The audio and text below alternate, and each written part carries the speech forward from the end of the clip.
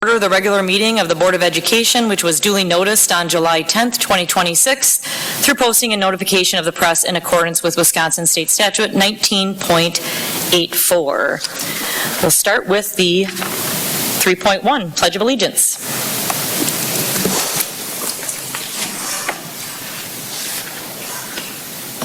I pledge allegiance to the flag of the United States of America, and to the republic for which it stands, one nation, under God, indivisible, with liberty and justice for all.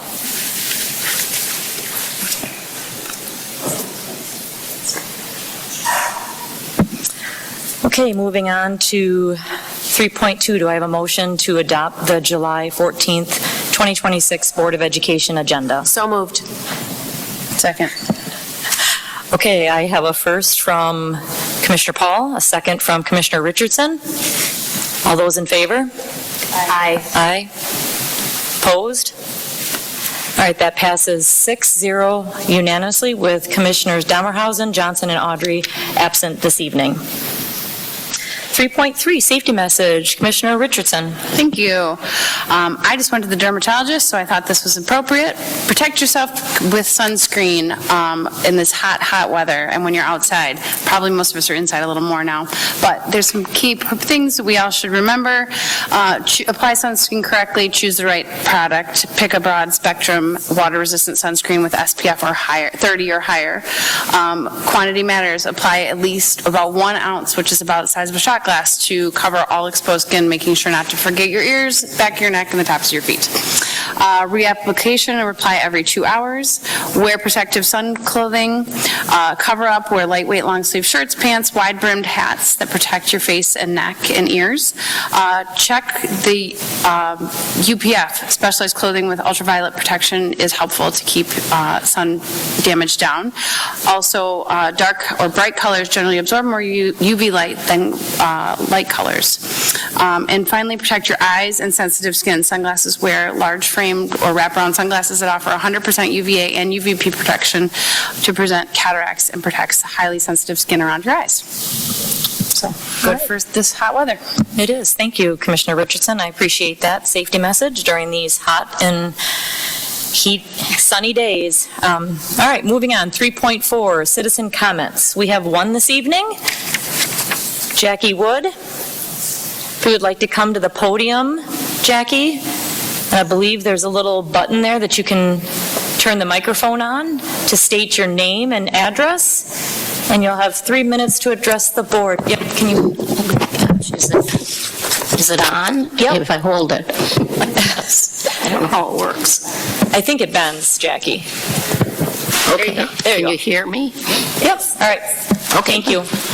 Oh, Jackie Wood, 119 South Wisconsin Street in Janesville.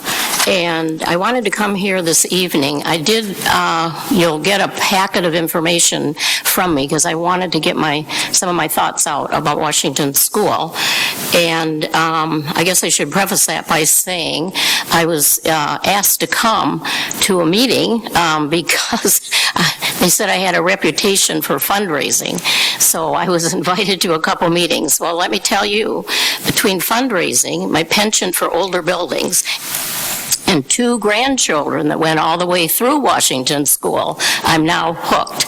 It is now, I guess, in my purview. So I have given you some packets that I hope will give you some food for thought. I urge you to listen to what the Washington School parents and supporters can and will do to help raise these funds. Public and private partnerships are not uncommon today. As you would know about the Arise, I call it the remodeling of the downtown.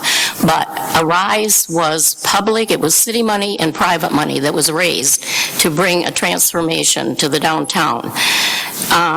So I think, in my mind, fundraising today, people really work very hard at it, and good results come. Flood damage is daunting, but cleanup is doable with enough time, effort, and money.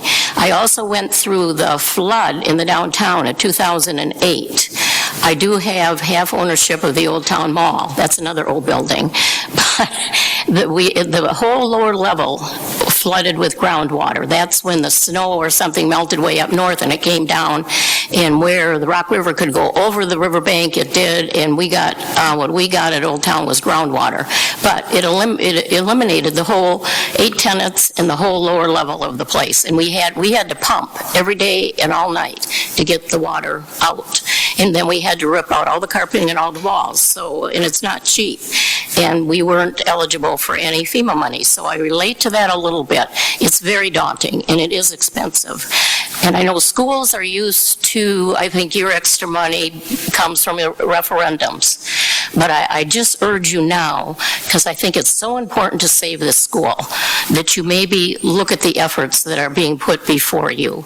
The other thing is, in that packet, it shows where Adams, Roosevelt, and Washington are the 3 oldest schools that just received national and state historic recognition. They're on the National Register through the state and also national because of their age and because of their history. They were built after World War I with the work progress money that the government gave to put men back to work. So there's history there, and the buildings, I went to Adams and Roosevelt, and their kindergartens all have little fireplaces that are just darling. And that was devised for your kindergarten teacher to read you stories. And it's just pleasant to go in them today and see that. So I'll leave you with those thoughts. And I thank you for letting me attend this evening. Thank you. Thank you. Board members will be receiving those packets that she talked about after the board meeting for your review and consideration. Thank you, Jackie.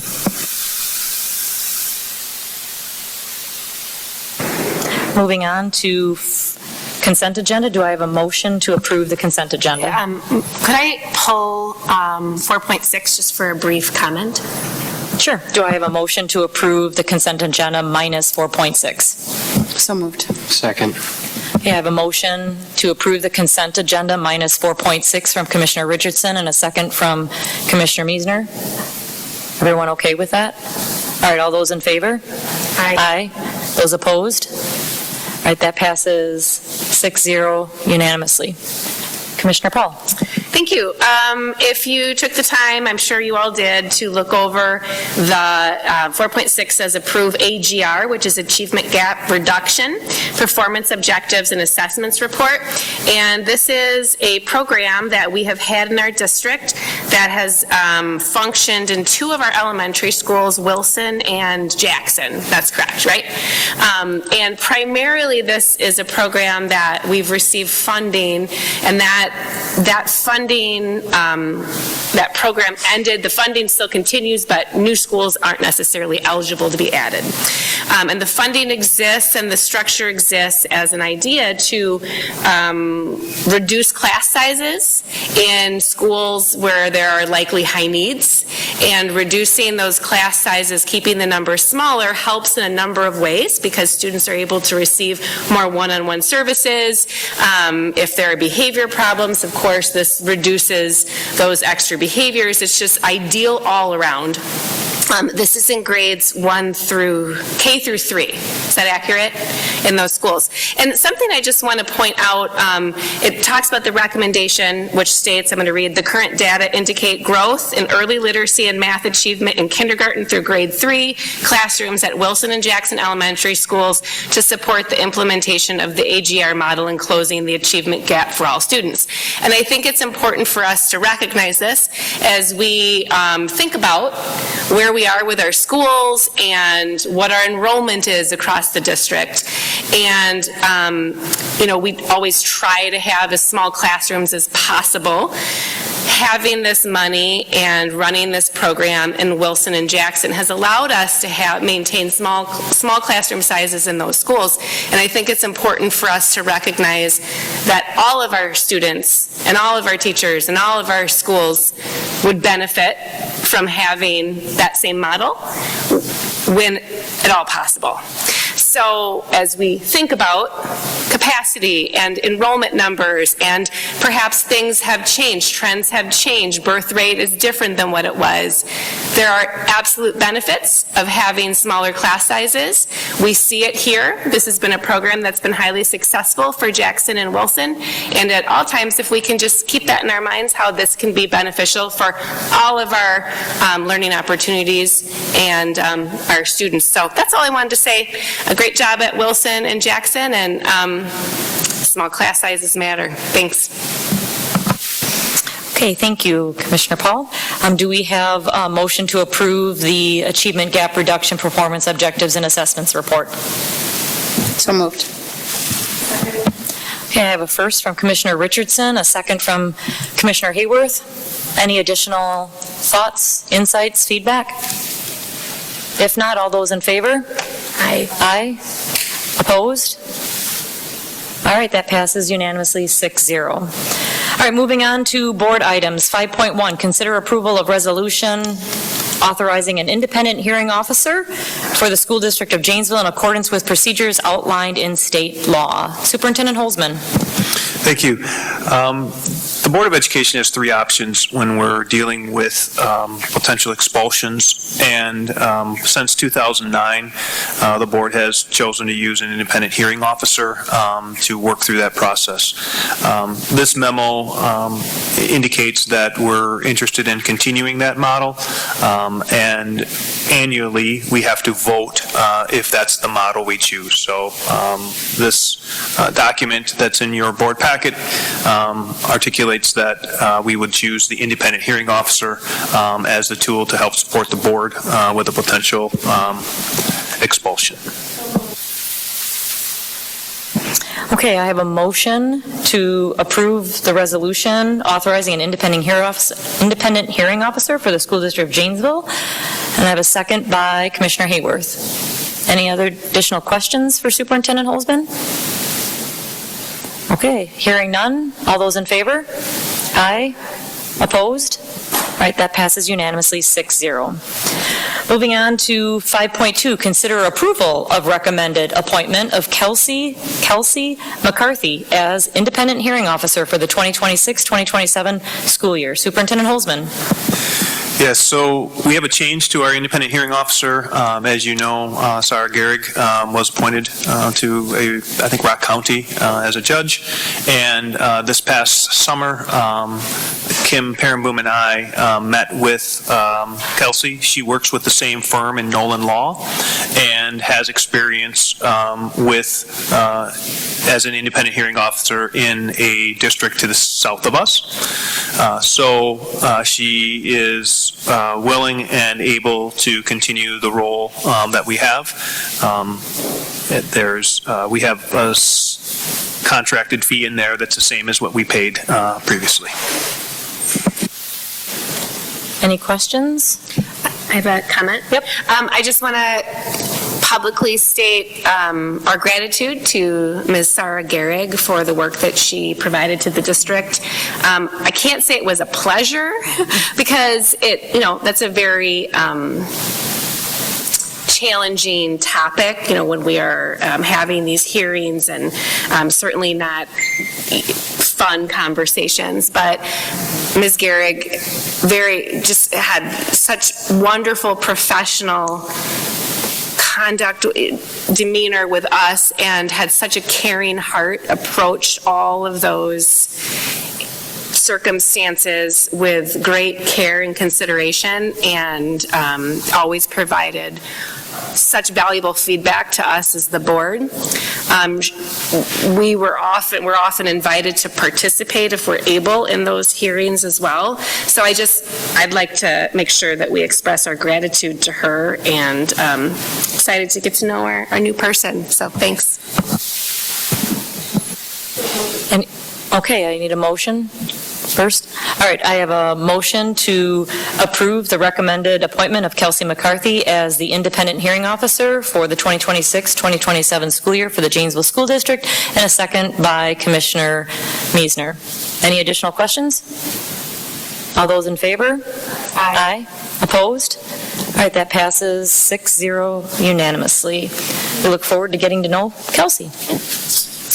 All right, moving on to 5.3, presentation and consider approval of preliminary budget for the 2026-2027 school year. Mr. McCray, welcome. Great, thank you. It's good to be here. I was hoping Commissioner Paul would look me in the eye, and we don't. Included in your board packet is a memo outlining the preliminary budget, again, at a very high level. As noted in the memo, we'll actually get into the detail between now and when the board looks in October to adopt the budget and certify the levy. It is somewhat anticlimactic because we've been working through this for a number of months, beginning with, thank you, Commissioner Paul. Thank you. Beginning all the way back with the budget assumptions. This is year 2 of the biennial budget, so things are relatively locked in. Next year will be much more interesting as there's a new state biennial budget that the governor will most likely propose in February and work through Joint Finance Committee throughout next spring.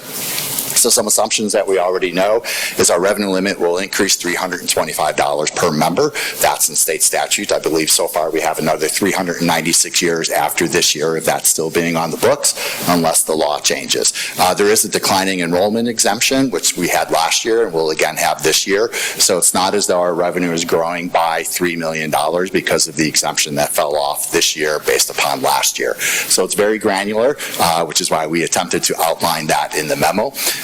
With, if you will, some state assumptions, as well as an overview of the district funds, then moving into some additional budget considerations. So as you know, for those of you who are tenured board members, there are still a number of Sentinel events that go through the remainder of the year. I'll pause for a moment, and there was a big news item that typically comes out July 1st, which is the estimated state equalization aid. We went up, if you will. It's preliminary, it's estimated. Do not run to the bank and cash this check of just north of $3 million.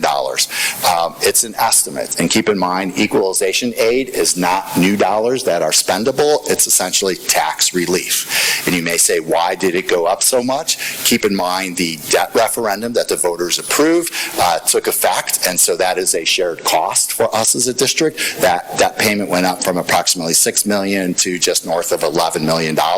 So that $5 million increase is a shared cost, which in addition to our other spending, right, is why we see a projected increase. The projected increase is really based upon a budget value. As we move through the end, and we've of course surpassed the fiscal year end of June 30th, 2026, we will work with our auditors and we will do what they call an aid certification, which is a form we submit to based upon our work and the auditor's work that lock in our shared costs, which then drive that final aid estimate in October. Right, you with me? Do you need some coffee? Because I can certainly grab it for you if you would like. So our budget overall is growing just over $1.6 million. So it's not substantial, and it's still a projection. Going back up, though, there are still some things that are outlying. We're still working through some of our final staffing pieces, staffing moves that have occurred over the recent 2 to 3 months, if you will. So working through that. As well as you'll notice, and this is some information we shared with the finance and working with human resources and Jamie Brown, is you'll recall our health insurance is budgeted at 14.5% and our actual came in at 9.9. So what are we doing with the difference? So we know that managing our healthcare costs is extremely important, particularly in a longitudinal perspective for our overall budget. So one mechanism that Jamie and her team is exploring is a potential employer-sponsored health clinic. So we not necessarily capture that savings to then reapply to the bottom line. We want to see how that works out. In the meantime, we are tapping our capital maintenance line. We've done this in the past just to essentially achieve at this point a balanced budget. As we work through those other features of building the budget, such as revenue limit and third Friday count, we'll have a better handle on exactly what that final budget will bring to the board in October.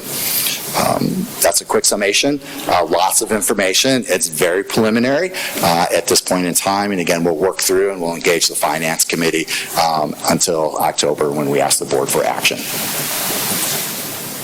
Could I ask just a little bit of a clarification point? I probably already know the answer, but in your memo that was outlined, under the first section, the State of Wisconsin 2025-2027 biennial budget impact, your last bullet point said an increase in special education reimbursement to 45%. Is that a factual statement, or what's reality actually look like for the school district of Janesville? Yeah, so that's an excellent call out, President Herda. That is state statute, right? So that's kind of what we're reflecting. But to your point about the reality, I think reality right now, even though it's legislated at 42%, we're currently experiencing about 39% aid reimbursement. It's always less because of the fact that it is some certain, it's not some sufficient, right? So some certain, if you will, is a just finite bucket of values that all 421 school districts are competing for, which is why it's always lower. So state statute recognizes 45%. We'll most likely budget 42% because it's always less. Great point and question. I just wanted to clarify that for some new board members and for the community who might be listening, not to assure that that's a factual or what we actually receive as a school district, because it's not in reality. So thank you for that clarification. Absolutely. Yes, to your question, I do need a motion to approve the preliminary budget. Second. Okay. I have a motion by Commissioner Hayworth, and I'll give the second to Commissioner Paul. Any additional questions or thoughts or feedback to Mr. McCray? Just thank you. I know it's a lot of work, and you and your team have done a great job. Thank you. Yeah, it's a team effort for sure, and it's a team even beyond business office, whether it's title funding we're working through in L&I, special education. Thank you. Anyone else? All right. Hearing none. All those in favor? Aye. Aye. Those opposed? All right, that passes unanimously 6-0. All right, moving on. Thank you, Mr. McCray, and you're going to continue to stand there because we're going on to 5.4. Consider approval to direct administration to craft operational referendum resolutions. Mr. McCray. Yeah, absolutely. Thank you very much. We certainly wanted to afford the full board. I believe it was a recommendation by the Finance, Buildings, and Grounds Committee that the full board take action on directing administration to craft 2 questions. Just as a quick recap, and again, it's a summary. We've been talking about this, if you will, since the community last supported a referendum in November 2024, knowing we would have to go to the voters again. You saw a recap back in June in terms of the community survey. We are, if you will, not quite locked in, but we're fairly close in terms of a value. It's certainly, or I shouldn't say certainly, it's the board's discretion, but it most likely will not be $19.5 million that we surveyed to begin year 1 for a total value of $102 million. Nonetheless, we need to move forward. There will be board action on August 11th. Again, should the board consider to review the 2 resolutions that administration will present. The Finance Committee, as noted in the memo, will also take a look at it on August 4th. Thank you for the memo that was attached. I would encourage everyone, community members alike, to read that memo. And if you have any questions, to reach out to Superintendent Holzman or Mr. McCray as to the rationale of the Finance, Buildings, and Grounds recommendation to the full board to take action for that. If you need additional information or feedback, they are more than happy to provide that to you as community members. So do I have a motion to direct administration to craft resolutions related to a November 3rd, 2026 operating referendum? So moved. Second. All right, I have a first from Commissioner Paul, a second from Commissioner Hayworth. Any additional questions for Superintendent Holzman or Mr. McCray? I'd just like to comment that I think the biggest part about this document is the bottom half of the first page. What's going to happen and the gap we have here. I think that's the biggest part, and I hope the public looks at that. So when they ask why we're asking for money, that's why. I think that's a picture-perfect example of why. Thanks. Yeah, thank you. If I may follow up. So working with our public information officer, Patty Lux Mills, now we'll again engage the WASPRA, WASBO, two acronyms, but essentially the Professional Public Relations as well as the Professional Business Officers Association are putting together a video, and it highlights that specific point. I know Patty is putting the finishing touches with it. We're customizing it just a tweak. It was a really affordable customization.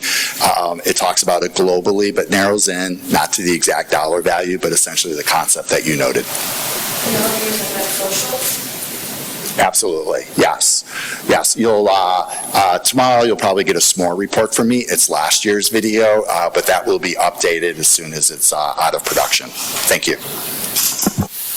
So I'll reiterate what you said since your mic wasn't on. I would encourage everyone to follow, like, our social media pages for the Janesville School District, because communication will be forthcoming as to the why behind additional decisions made by the school district and the board. So I encourage you all to do that for accurate and factual information.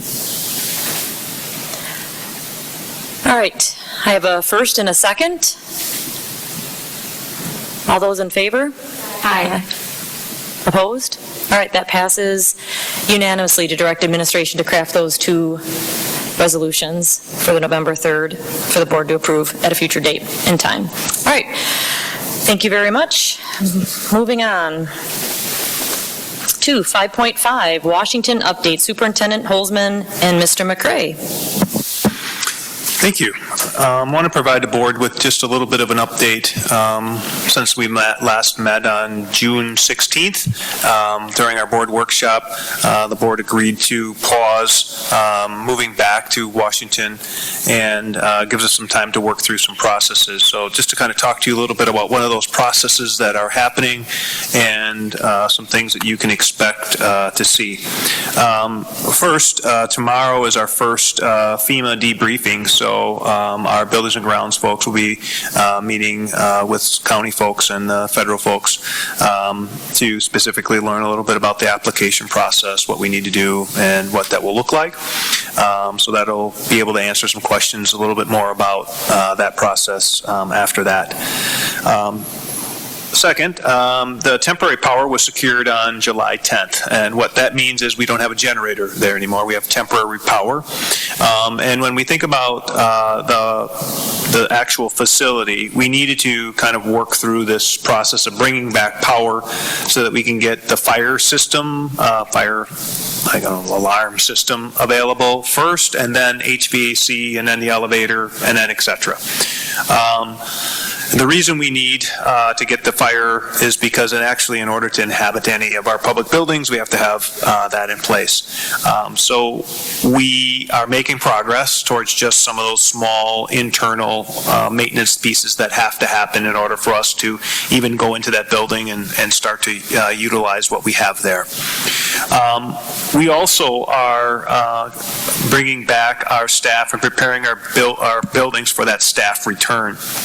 When I say staff return, it's many of our staff at Washington who went to either Madison or Adams left a lot of things there, and so we're working out the actual shift of going back, packing those things that they need up, having those things moved back to the sites. The first phase of that really is to finalize the cleaning in our buildings at Adams and Washington, or Adams and Madison. And as you can imagine, as you see here, there's a lot, this side has been done, but that takes a whole lot to get all of the buildings done. Once those pieces are done, which is going to happen in short time, the staff who is currently at Adams and Madison who might need to move rooms just based on the new proximity of what we're doing, they'll go to their new spaces, and then we'll be able to bring the Washington staff back into their space. spaces. So it's really a three-part system. Our goal is really to have that done the week before our teachers come back, and so we're looking at the 7th and 10th as some moving days.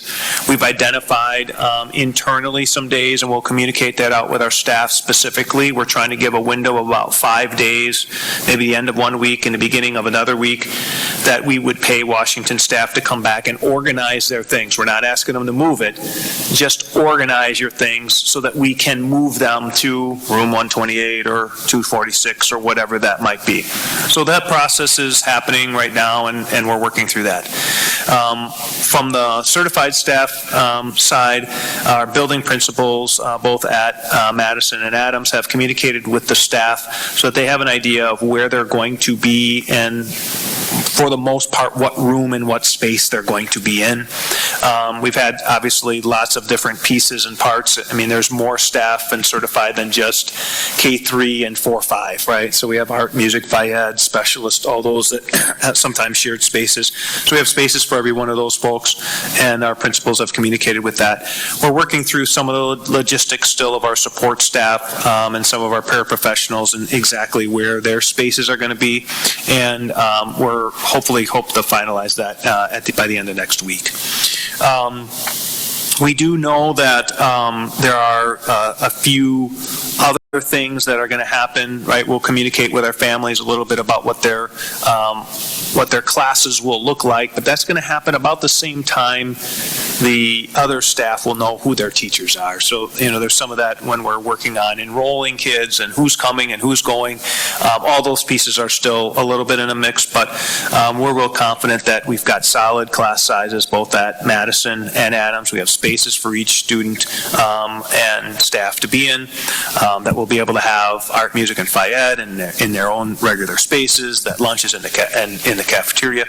So we're confident that all those things will continue. It's just a little bit more processing of making sure as we have a fluctuation of kids coming in and out of aligning those class sizes. As we continue to make progress, we'll share that on our website. Washington School webpage has every communication we have with our families. So as we create new communications, we always upload that. If you ever want to go back and look at other information, you can go back and see what we've said and how much time we have said about that.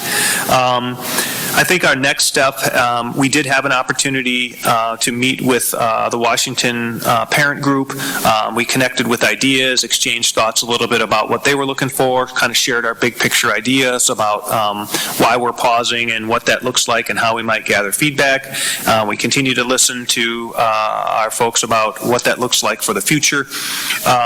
We do know, and we did share, that our focus in the short term really is focusing on an operational referendum between now and the end of November. We've talked internally about absent passing an operational referendum will really be short significant resources, and being able to allocate millions of dollars to any facility is going to be difficult. So that's going to be our short-term focus, assuming that that goes well, and we communicate that well to our community about our needs.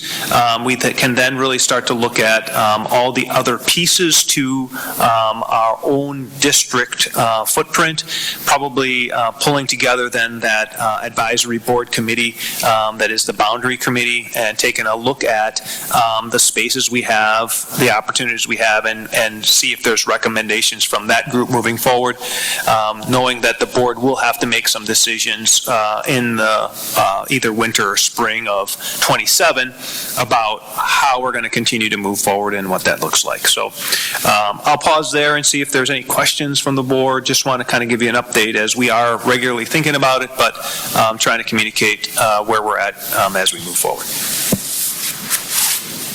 I don't have questions, but I do want to recognize there's just been so much effort and heart put into all of this, from bottom up, top down, however you want to describe it.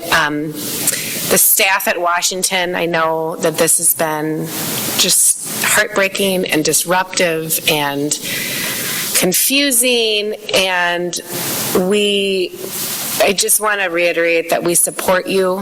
If there's something that the district that you feel we haven't been able to provide, that you're missing, you have a concern or worry, reach out to your principal, reach out to us, to your superintendent, because we're here for you and we want you to feel okay. For the families and the students, I've put myself in your shoes so many times, having had children be in this district and I'm a product of this district from two of the older schools. I have shed some tears because I know how I would feel as a student or a family member. So please know that what you're going through and the concerns your children have, they're not lost on us. We care about you and we're trying our best. And along those same lines that I mentioned for our staff, if there's something that we're missing a piece in a better way to support you, reach out. I can't promise you that we're going to be able to do what, that may be, but we care about you. And I also want to just recognize the staff at Adams and Madison. I know what it's like to have to move a classroom and pack up a classroom, and so there's lots of disruption happening, and we recognize that it's a tricky time for so many people, and we just really appreciate you all. So thank you so much. And if I missed someone, I'm sorry. Commissioner Meisner, did you have a comment? Yeah, so just thanks for all you guys' work you're doing with this. I would like to remind the public with the Washington situation, patience with this is going to be key. Yes, Rock County and the state of Wisconsin got FEMA money. However, as all of us know, the state and federal government aren't exactly timely, so we don't know when we're going to get that. I would also like to point out, now more than ever, it is important for us as a board to earn our community's trust and to have that. So when we have sensationalized headlines and the spread of misinformation, it really doesn't help our school district or our community in any way. So please, if you have a question, want some clarification, the 9 of us on this board, including the superintendent, are more than willing to answer your questions, as opposed to reading something or getting a text or seeing something on Facebook and just running with that. That's absolutely not what we need through this time with Washington and the referendum and other topics. Thank you.